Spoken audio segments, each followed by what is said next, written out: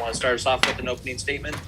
Yeah, let's start by looking backwards, and you go back a week. Certainly wasn't one of our better performances, and very disappointed in the way we performed Saturday. I thought there were certainly some silver lining in what happened Saturday, and watching the progression of our defense and watching the way that they really came to life after the first quarter. I mean, we gave up our first two possessions. We gave up 14 points, then went down the field and scored. We did a great job on first and second down, but on third and long, we gave up conversions. I think there were 4 of them in the first 2 drives that were 3rd and 7 plus that we gave up. And they went down and scored. But after that, I thought David Blackwell did a nice job making some adjustments. We lost Balaam Buchanan, and we got out of some of our man coverage and got a little bit more into zone. I thought some guys came off the bench and did a great job, especially as the game went on. With Balaam being out, I thought Elijah Hamilton and Zach Hannibal did a really nice job coming in and playing corner.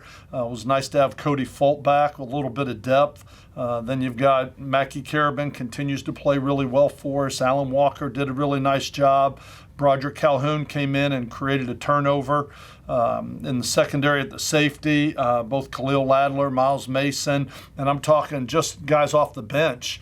But even up front, when I look at it, it was nice to have Willie Baker back, and looking at DJ Jackson came in off the bench and created a turnover. But the young freshmen, what Ben Bell, Kershawn Fisher, Joe Mason are adding already to a pretty stout group up front. When you look at the way Deshaun Hall, Kevy Rose, Tristan Allen, Michael Clark, the way those guys are playing, added with Trey Baldwin and Tyler Grubbs and Ezekiel Barnett.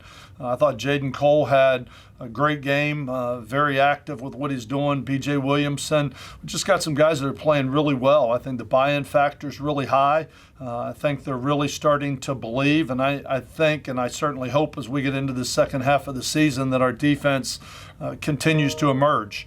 Now, we talked here last week about a really good UTEP team that liked to run the ball, and yet we held them to 100 yards rushing and 40 attempts, almost 2.2, I think, per rush.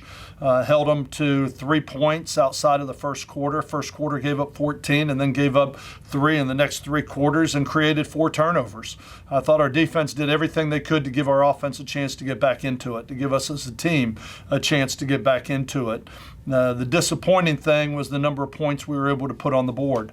Again, I think some guys played really well. Now, when I look at up front, Josh Mote, Abe Delphin, Kelton Hollins, those 3 guys inside continue to play well. We had Byron Russell had dinged up his shoulder. Chris Fournier had dinged up an ankle, and those guys just kept fighting through, trying to make it work. Marcus Williams continues to play well.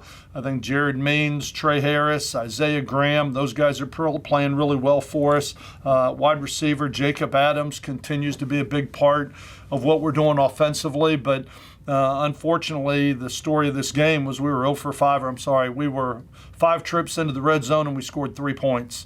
It's something that we've done a pretty good job of so far this season, getting into the red zone. But unfortunately, we weren't able to create those trips down into the red zone for points. We ended up with 3 turnovers as an offense. We had 2 fourth down stops where we didn't make it to stop drives, which was frustrating.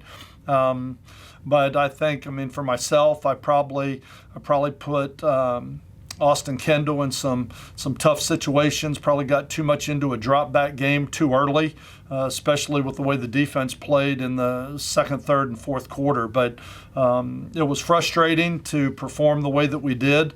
I give UTEP an awful lot of credit. I think they have a really good football team. They did a really nice job defensively, but still, I think that we can play much better. And as a head coach, I have to do a better job, and as assistants, we've got to do a better job of trying to find a way to put points on the board and keep them out of the end zone.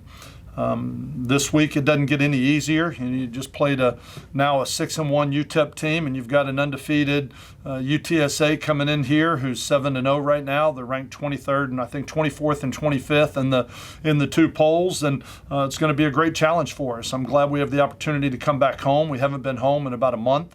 And so having the opportunity to come back home, it's homecoming. So for everybody that's out there that hadn't been back to Reston in a while, we'd love to have you back to not only come and see all the new facilities that have been built on campus with all the new dorms, with the new chemistry building, with seeing what's going on with the athletic complex, with the new soccer field, softball stadium, baseball stadium. It's really starting. Little Ruston's really starting to grow up. And so we would love to have you back. We need you for your support. Playing at home, Joe I Stadium, homecoming. We'd love to see everybody here.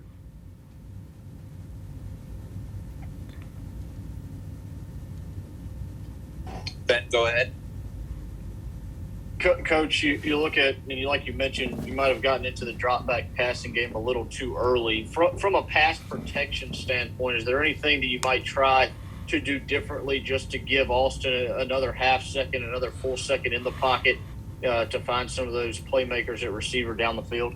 Yeah, well, I don't think we can just get into the routine of a drop back passing game. I think when everybody knows that you're throwing the ball, I think whether that's moving the pocket around a little bit, whether running a little bit more play action with what we're doing, trying to make the defensive line at least have to honor the run before they go after the quarterback. And that's why I said I probably put him in a tough situation. I look at Austin Kendall and I look at his talent. I look at what he's done.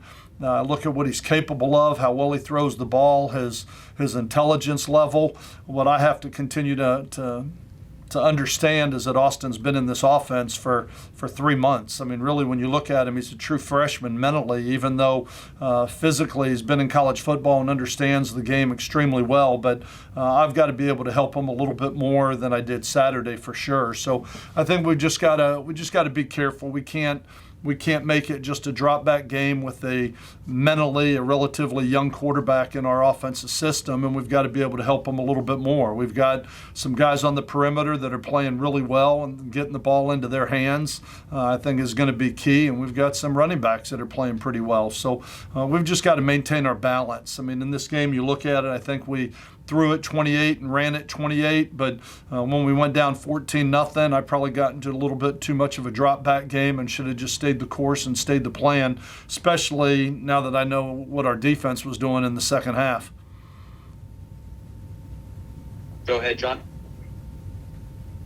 Coach, with the way you've alluded to it a few times, the way the defense played in the second half, are you at all surprised with the outcome of the game? I mean, I know hindsight's 20/20, but in the moment you had to have felt like the offense is going to get going at some point, and UTEP never really allowed you guys to get into a rhythm offensively. And Agreed. So do you feel like it was one that should have ended in a different way for you guys, especially with the way the defense played? Yeah, I'd love to go play it again. I mean, hindsight's always 20/20, and I would love to go play it again. Yeah, frustrated we only scored 3 points. But again, like I said, when you go back and say you're 1 for 5 with one field goal in the red zone, and you had 2 fourth down stops and 3 turnovers, you're not going to win a lot of games. And you go back, there were no big play touchdowns. I think when you look at what UTEP did, they did a good job at taking away the deep ball and trying to make us earn it down the field. And they did a really nice job with 3 interceptions. And so we'd never really gotten to a rhythm. And again, as a play caller, I mean, that's part of my obligation that I have is to get them into a rhythm. We just had a hard time finding it on Saturday night. And I thought that the UTEP defense played really well. We had our opportunities. We just weren't able to capitalize on any of them. Especially with the defense creating 4 turnovers.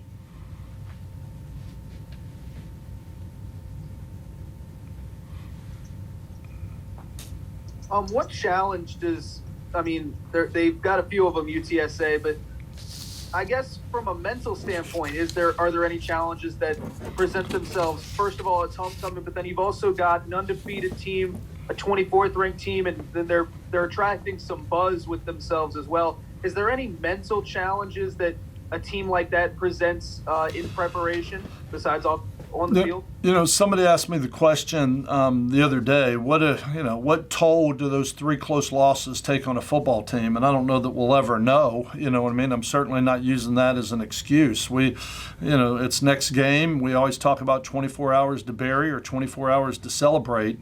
And then you got to get on to the next one, and you got to get ready, and we got to look at how we have to improve and stay in the process of what we're doing to go to practice and get the game plan schemed up with what we're trying to do to where we can execute it and then go out and play on Saturday. The challenges that the UTSA possesses is obviously they're a really good football team. When you look at them, they're a very senior-laden team. I think they're starting 15 seniors on their roster right now, and they've got some guys that are playing really well. Offensively, they have 3 all-conference players on their offensive line. They got a returning running back that was an All-American. They have a senior quarterback that's thrown 3 interceptions in 7 games and doing a really nice job of protecting the football. And they got some receivers that are really playing well, a couple of them that are over 40 catches already. And so when you look at them, they're playing really well as an offense, but yet they're playing really well as a defense too. And I think both of them have national rankings and what they're doing in yards given up. I think their defense is 5th in yards rushing and what they're giving up. I think the problems they possess is a very senior-laden team. They're big, they're physical, they're aggressive, and they're playing really well together. I think this is a game that our team is excited about. I think this is with them being 7-0, with them being ranked, losing this game in the 4th quarter last year, 26-27. I think our team's excited to play it. I think they're excited to be back at home, and I think we're really excited to have the opportunity to play a team, especially with all the success the UTSA has had here this year. So I think this football team is eager. Sunday, the day we come back, we got back about 4 in the morning from UTEP, brought them back over here Sunday night. Watched the film, took them outside, practiced them. At the beginning, it was a little slow getting started, but by the end of practice, I think their mindset's where it needs to be, which is focused on the next opponent. I don't think you can look at UTEP and just say, well, that was just an anomaly. I mean, let's bury that and move on. I think you have to take the lessons from it, you have to learn from it, and we have to try and apply it so we can make sure that those type of things don't happen to us again. Go ahead, Ethan. So, Coach, thinking about how you guys are coming into this game against a ranked opponent and you have not been able to beat some of the higher quality teams yet, what would it mean for you guys to get this victory and get the monkey off your back? Yeah, I mean, it'd be great to get this win. I mean, we've talked about the last couple of weeks, the rough side of the mountain and who we played non-conference and the records of those teams and how good they're playing. And we knew that we were going to have to play at a really high level, which was the challenge we had with so many new faces, a new quarterback, some transfers that are in here trying to get everybody pulling the rope in the same direction. And, we've competed, we've been close, but that's, as I've said before, that's not a moral victory for us. And losing to a really good UTEP team last week was frustrating, but you have an opportunity to play a ranked team that's undefeated this week. And so, I think you try and roll up your sleeves and say, what do we got to do to go try and find a way to win? And that's what you have to do. I heard Jaden talking about a 1-0 mentality is kind of what we preach. We can't look into, I don't want to sit here and project, well, after them we play ODU, and after them we play UAB, and after them we play, I think you just have to say, what do we have to do this week? I know there's a lot going on in the media right now about conference realignment and everything else, but for us and our players right now, it's about climbing into our bunker and finding out what do we have to do to get ready to play this Saturday and put our best foot forward against a really good football team.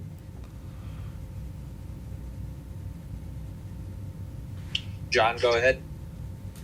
Yeah, Coach, I just want to – I meant to ask this, but since you brought it up, if you want to comment on your thoughts on the conference realignment, if you have any at this time. I know it kind of came out of nowhere, but if you have any thoughts on the CUSA news? Not anything that is would be enlightening to anybody. I mean, I am like everybody else. My phone started ringing last night, and I was like, "What are you talking about? I don't know. I have no idea what's going on with all that. Those decisions are made at a much higher level. Nobody called me to say, "Can we get your feelings before we make this move?" You know, I mean, these decisions are made far above me. And like I said, we're in our bunker trying to find out what we can do for UTSA. But I really don't have a comment on it. I don't know enough about it to comment on it right now. Thanks, Coach. Yep. I'll put that in Dr. Woods and Dr. Geis's hands. I trust them. Any more questions? Ben, go ahead. I got one more. Yeah, Coach, you talk about, all the new players that you had to bring into this team and trying to prepare them to make a run at this conference championship. After a 19-3 loss to UTEP, obviously a tough game, a frustrating game, do you worry about the mindset at all entering this matchup with UTSA? Well, I don't want to put my head in the sand and say absolutely not. It's the next game. Here we go. It's like I made the comment yesterday that does what happened to you yesterday affect the way you act today? And that's, I think, the challenge we all have, not just the football team, but all of us. We can't let a setback in the past kind of stop us from taking a mindset to own the day and try and get better with what we're doing. I think that if anything, this loss will probably motivate this team more than a concern that it'll put them in the tank. I'm not worried about them folding their tents. I'm not worried about them hanging their head and saying, well, we're not very good. I mean, I think if anything, it's more of a mindset of determination and grit and what do we have to do to keep working. I think this football team can be pretty good. I said we were going to go through the first half of the season and we're a work in progress. We're learning a lot about ourselves as we go, but we're still committed to try and be the best football team we can as we continue to go forward with still 6 games remaining. We're only at the halfway point during the season.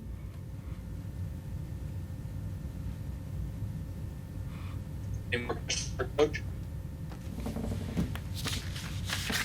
Thank you all very much. I appreciate your time today. Thank you all.